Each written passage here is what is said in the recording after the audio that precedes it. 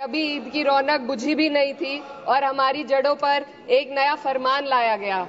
पहले उत्तर प्रदेश में मुसलमानों को नमाज पढ़ने पर रोक लगाई और फिर सौगात में ये बिल लाया गया। निसार में तेरी गलियों पे है वतन, जहां चली है रिवाजो गैर कि कोई ना सर उठाकर चल सके। इसलिए ये बिल मुसलमान की भलाई का नहीं बल्कि उनके वजूद और विरासत को मिटाने का बिल है कि कागजों की कैद में बस नाम रह जाएंगे, वो जो हमारे थे सिर्फ दावे में रह जाएंगे। इस बिल के द्वारा मीठी ईद के जायके को कड़वा करना यही असली सौगाते मोदी था। बहुत बहुत इकरा चौधरी जी प्लीज आप बोलिएगा। धन्यवाद सभापति जी। मैं सबसे पहले दाद देना चाहती हूँ इस बिल के टाइमिंग की कि अभी ईद की रौनक बुझी भी नहीं थी और हमारी जड़ों पर एक नया फरमान लाया गया।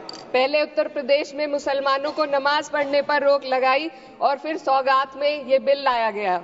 निसार में तेरी गलियों पे है वतन, जहां चली है रिवाजो गैर कि कोई ना सर उठाकर चल सके। मैं सभापति जी आपको ये बताना चाहती हूँ कि ईद के मौके पर एक विधवा महिला अपनी लड़की के साथ मेरे पास आई और उसने बताया कि वह एक वक्फ की प्रॉपर्टी में रहती है, वही उसके सर पर छत का काम भी करती है और उसकी रोजी रोटी भी वहीं से आती है। वो इस बिल को लेकर इतनी फिक्रमंद थी कि कहीं उससे वो उसकी संपत्ति ना छीन ली जाए। वो अकेली एक ऐसी महिला नहीं है, ऐसे लाखों लोग हैं जो वक्फ की गरीब महिलाएं जो वक्फ की संपत्ति से अपना रोजगार चला रहे हैं। और ये जो वक्फ बाय यूजर क्लॉज के हटाने से लाखों वक्फ की जायदाद अपना स्टेटस खो देंगी और लाखों लोग इसी तरीके के लोग सड़कों पर आ जाएंगे।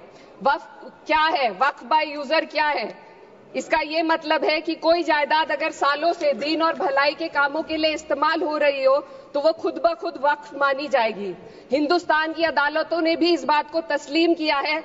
वक्फ बाय यूजर सिर्फ वक्फ बोर्ड को ही मिली कोई खास सौगात नहीं है, ये बल्कि सभी अन्य धार्मिक ट्रस्टों को परंपरा और यूज के आधार पर बिना किसी डॉक्यूमेंटेशन के धार्मिक चरित्र को डिक्लेयर करने का राइट मिला हुआ है।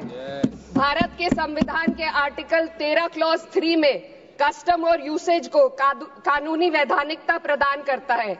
इसी आर्टिकल से वक्फ बाय यूजर भी निकला गया है। इस बिल के कानून बनने पर वक्फ बोर्ड तो इस प्रोविजन से हाथ धो बैठेगा, लेकिन अन्य धार्मिक ट्रस्टों को यह सुविधा जारी रहेगी।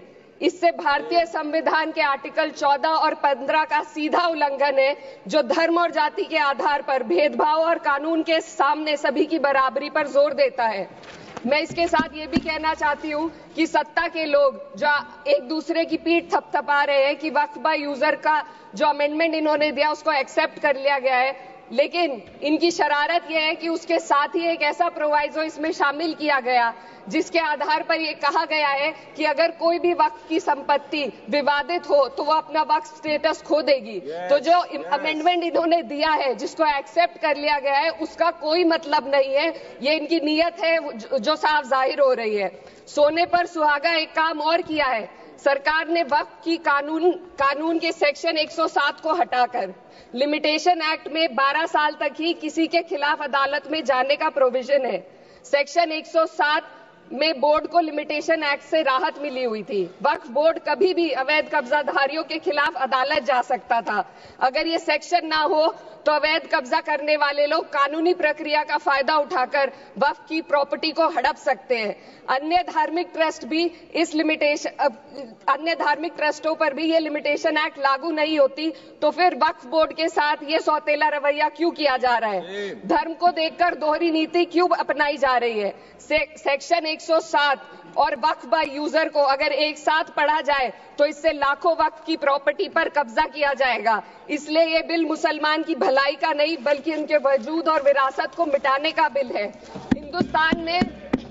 हिंदुस्तान में बहुत सारे धार्मिक ट्रस्ट हैं जिसमें उस खास मजहब के लोग शामिल होते हैं और उसका इंतजाम करते हैं, और ये बात समझ में आने वाली भी है क्योंकि जो व्यक्ति अपने मजहब के रीति रिवाज को जितना अच्छे से समझ सकता है किसी अन्य मजहब का व्यक्ति नहीं समझ सकता। आर्टिकल 26 क्लॉज 2 के तहत धार्मिक संप्रदायों को अपने मजहबी इदारों के एडमिनिस्ट्रेशन का हक देता है, लेकिन वक्फ बोर्ड के बारे में इसको उल्टा किया जा। Sir 2 minute sir please 2 minutes.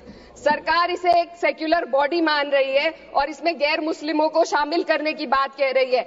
आपके मुंह से सेक्युलरिज्म की बात सुनकर अच्छा लगा, लेकिन अगले ही पल ये भ्रम टूट जाता है, क्योंकि आपको सिर्फ दान देने के लिए प्रैक्टिसिंग मुस्लिम का आपने क्लॉज डाला है, लेकिन बोर्ड में बैठने के लिए मुस्लिम होने की कोई आपकी क्लॉज नहीं है। तो इससे आपकी जो दोहरी नीति है वो साफ जाहिर होती है।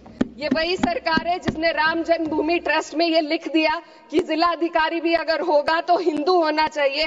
कोई मुझे बताए कि वहां पर सेक्युलरिज्म का रस क्यों नहीं घोला गया। सर आखिर में मैं अपनी बात को खत्म करने से पहले महिलाओं का मुद्दा बार बार उठाया जा रहा है। सरकार का कहना है कि बोर्ड में मुस्लिम महिलाओं को रिप्रेजेंटेशन देंगे। इस कानून से पहले भी मुस्लिम महिलाएं बोर्ड में मेंबर रह चुकी हैं और मिनिमम 2 का प्रोविजन था, उससे ज्यादा भी हो सकती थी। सर मैं ये कहना चाहती हूँ कि सरकार ने महिलाओं के लिए ऐसा कौन सा नया काम किया जिसका ढिंडोरा सरकार का हर सदस्य पीट रहा है।